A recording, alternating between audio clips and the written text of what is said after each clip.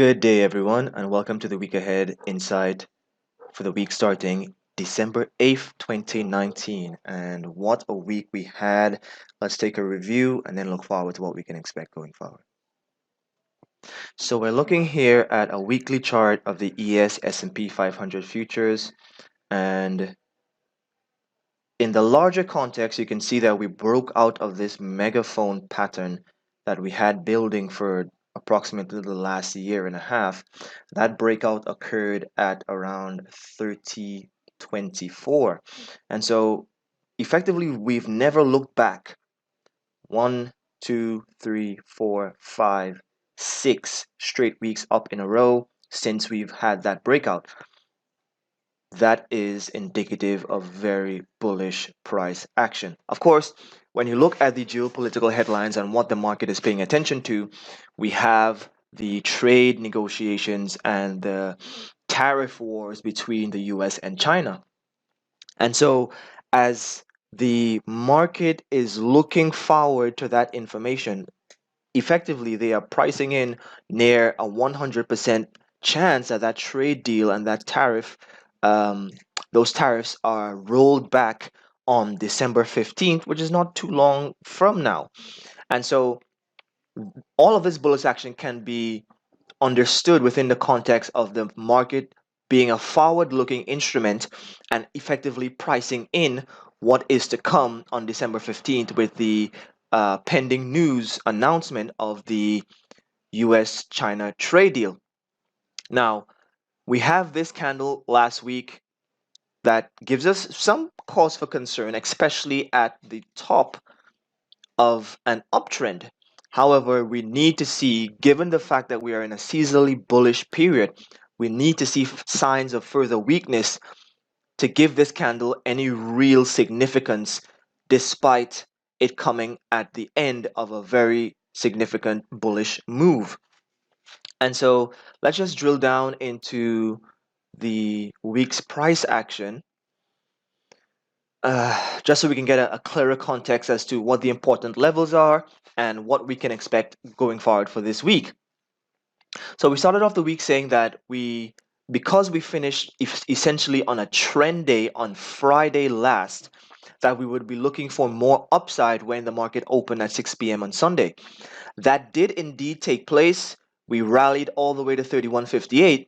However, on the open on Monday, all we sought to do was sell off, broke this important level at 31.30, which triggered even more downside into the 31.15 level that we've been talking about for quite some time. Once that 31.15 level held for a short period of time, we bounced around there and then we broke and sold off even further into 30.70.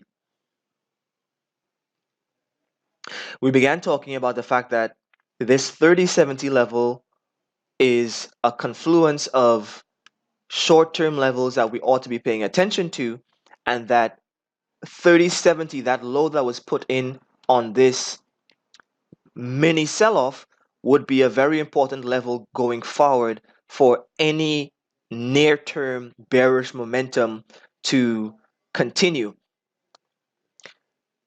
In hindsight, we never got an opportunity. If you did not buy that low, if you did not stick your toe in the water to buy that low, you were not given any opportunity to really get in a position that would have given you real asymmetric risk to reward. Because down here at this level, we came into a level, if you look to the left, you can see that we had an area of nice consolidation here for quite some time. And so that provided the necessary support to bring hungry buyers back into the market. And they took it very quickly to the upside, ending the week just off of all-time highs at around 31.50. So given this near V-shaped recovery, 2 days down, 1.5 days down, around 100 points, and then 3 days up, near 95 points regained. So last week was essentially a wash. We nearly finished exactly where we started. Going forward, Because we are so near now all-time highs and we're in a seasonally bullish time, I think the bias definitely has to be to the bulls. And let's see how they start the week next week in terms of holding this uh, intermediate elevated bottom of range at around 31.40 to 31.35. Provided that that holds, I believe for this week and going into the end of the year, that sets us up nicely for a retest of 31.58 and higher into 31.70 and 75, which is my price target for the end of the year, 31.75. Now, let's take a quick look at the NQ to see what is also going on there. Sorry, NQ. The Nasdaq. The Nasdaq had a very similar week, broke down from the highs, came into this nice area of digestion.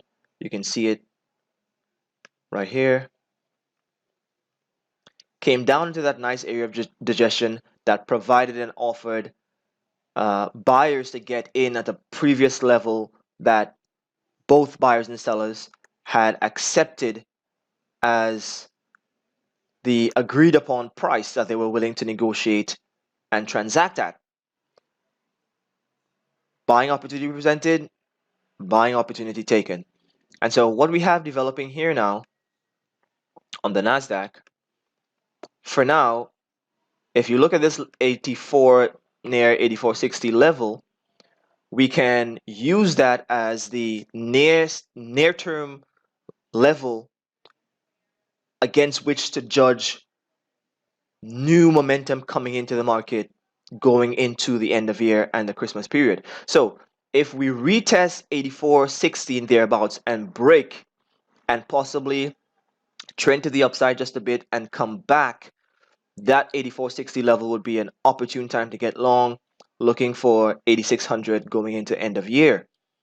On the downside, what can we possibly have? Well, keeping it very simple, last week's low at around 81.80, provided that we don't stay above the 83.60 level, we may have some room to retest that.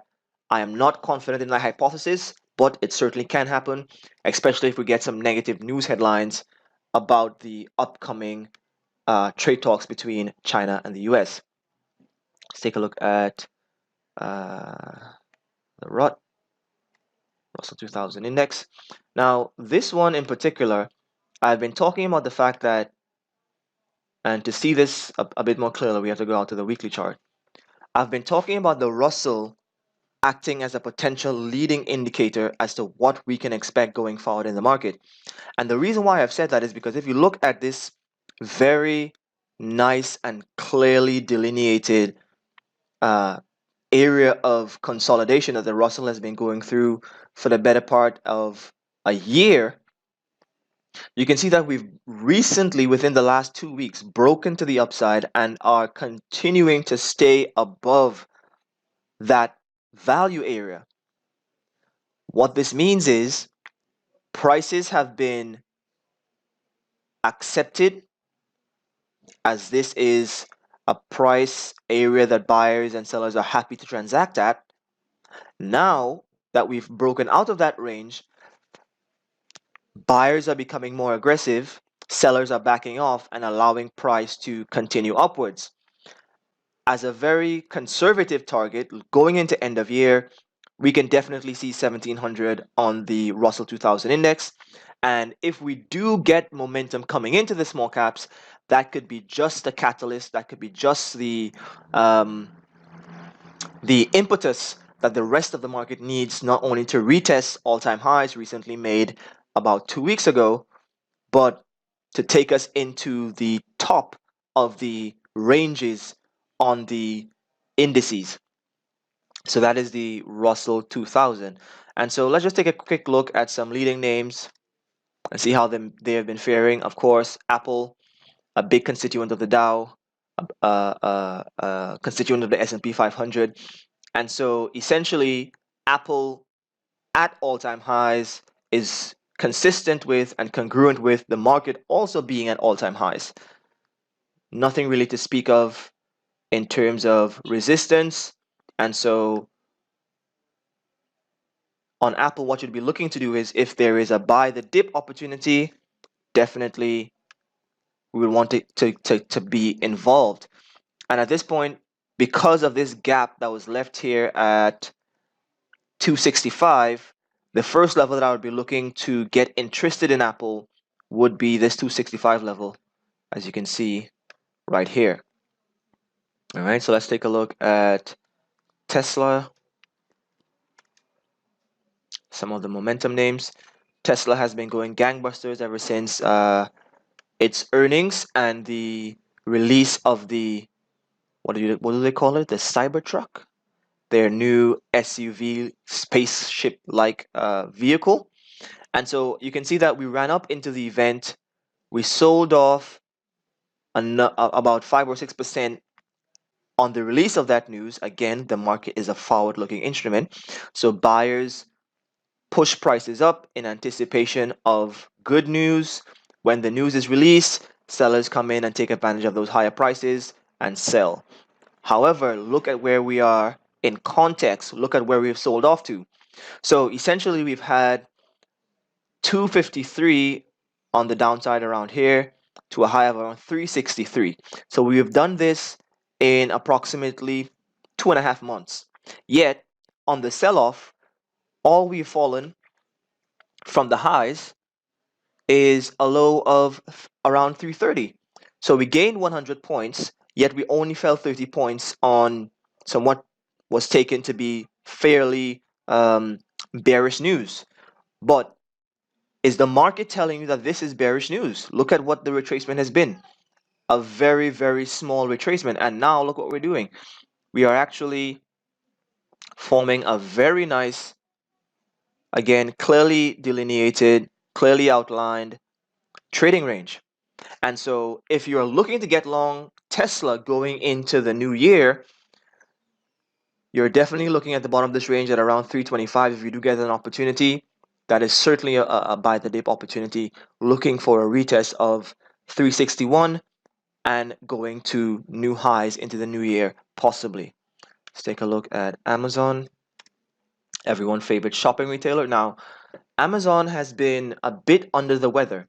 It has been quite, I would say, finicky in the sense that every time it gets a bit of momentum, sellers come in and break the price down. And so, what I would actually be looking for here on Amazon, we have these levels down here at 1730, and we also have this near extreme low of the intermediate range at around 1704. Because this is a seasonally bullish period, and this is the period where Amazon tends to outperform, only because of it being the largest retailer, online retailer, and getting a bulk of the Christmas shopping. I believe Amazon is definitely a buy the dip opportunity. So if we do get a chance here at 1730 or a gift here at 1700, definitely I would be looking for a longer term position in Amazon, 3 to 6 months out, looking for a retake of this 1830 level and quite possibly trending back into its highs, firstly at this 1930 range and then upwards to test 2035. Its all-time high set sometime in the summer of last year. Let's take a look at some of the utility names. And again, we spoke about this in a video probably about a couple months ago, but this is why the market continues to remain elevated, because we have defensive names, or typically what you would consider defensive names like Verizon, that are making 52-week highs. When the defensive sectors in your economy are outperforming in this regard, then you know everything else is probably doing or highly correlated to do so. So in fact, what we should probably look at, just look at one or two more of these sort of defensive names. You have Lockheed Martin, just a few percent off of its highs. We have Kimberly Clark, again, nice dip, trending. Let's use the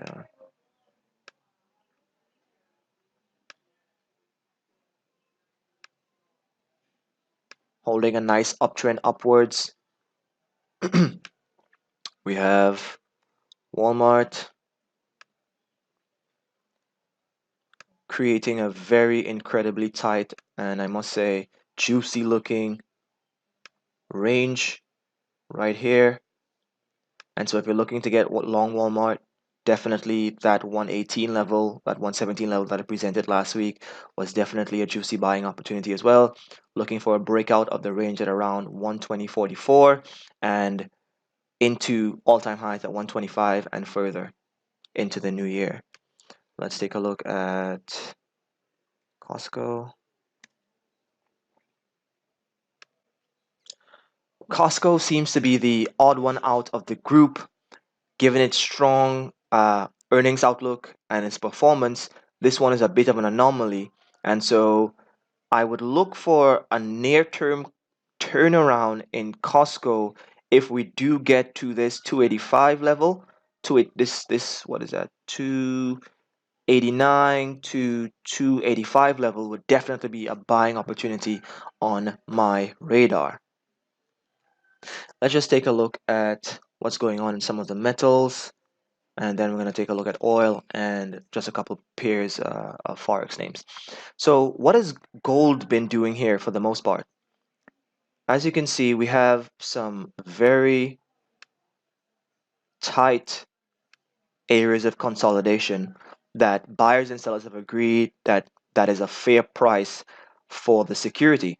But now what we're doing for the last month or so between November and December, we've actually we broke down out of that accepted range, and we're now forming a secondary range lower, and prices are being accepted there.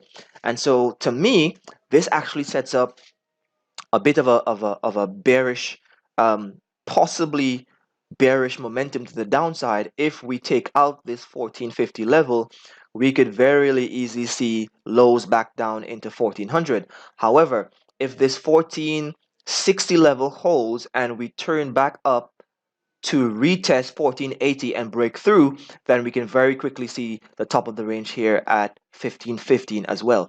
Price moves from level to level, from consolidation to consolidation. Let's take a look at the crude oil. We actually have a nice, clearly defined upward channel developing here. You can see.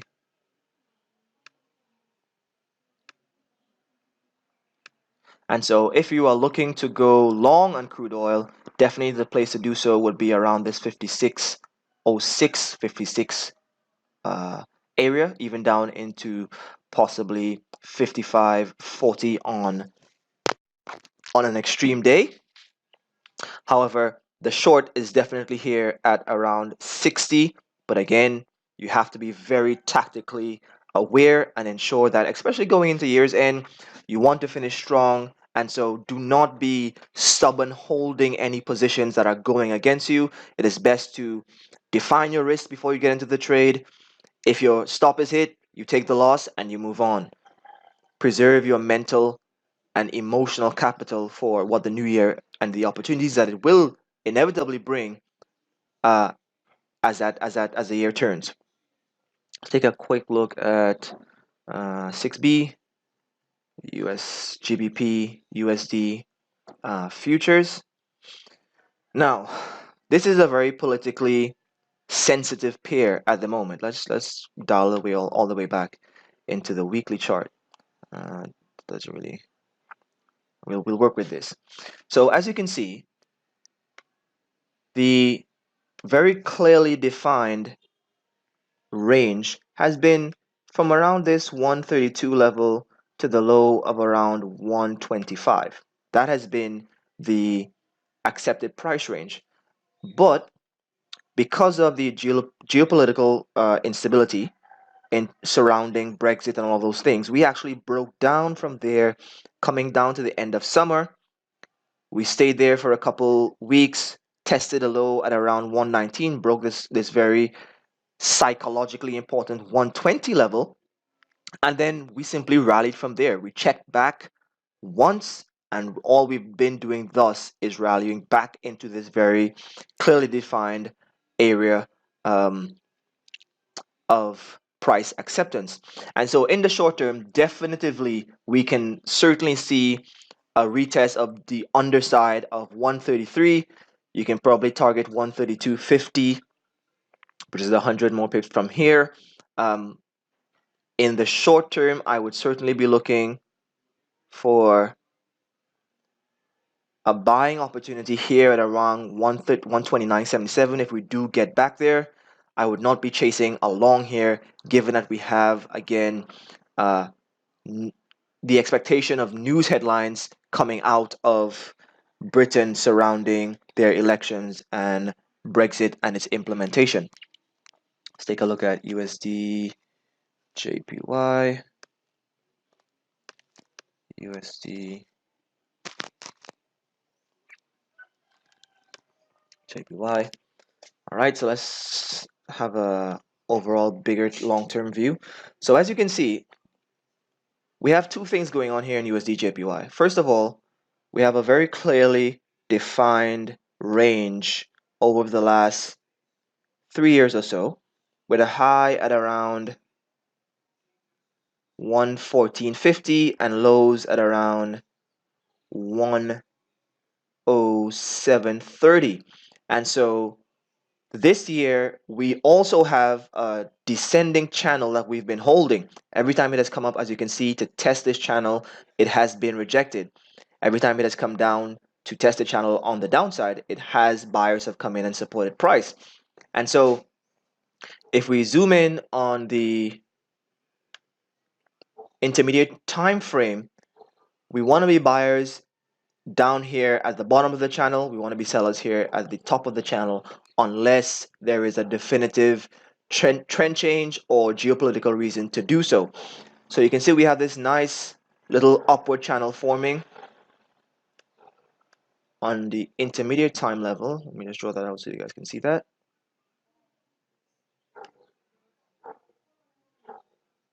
You can see we have that forming, so that may possibly be the structural impetus that buyers need in order to try to come in and support price here at around this 108 level.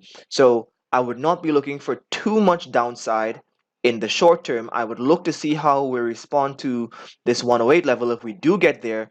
If buyers do step in, what we could have forming is now a higher low looking to retest and break out of this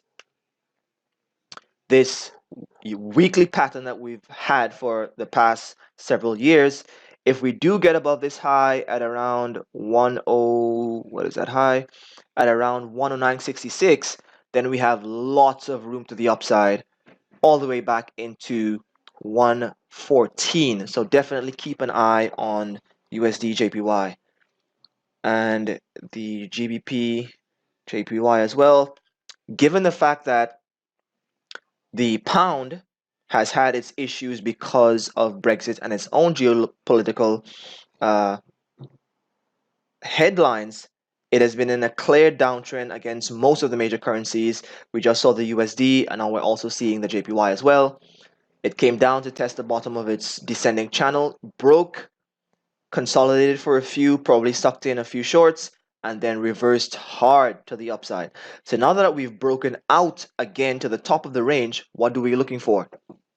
We're possibly looking for a retest of this 137 level, and that is going to set us up for either resumption to the upside, possibly back into 148, or we may possibly break back into the range, at which point we are targeting the bottom of the range once more at around 127.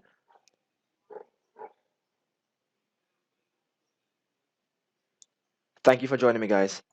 Be safe out there. Have a great week.